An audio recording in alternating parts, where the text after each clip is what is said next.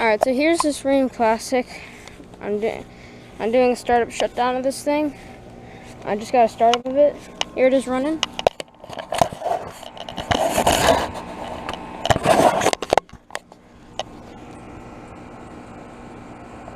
There it is from the top. It's from 2014. It's a 3-ton or 2.5 ton.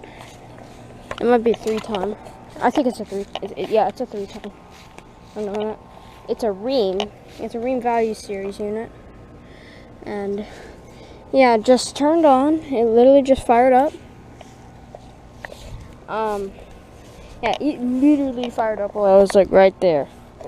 I mean, I got it starting up like 15 minutes ago. But you know, that thing literally fired up. I already got the startup shutdown earlier. But that thing literally just fired up like when I was right there, and I was like, oh sweet. And now I can film it. It was just like with the 2019 Carrier, where it turned on, or literally just turned on. And so yeah, thank you for watching, and over and out. Let's do the shutdown now.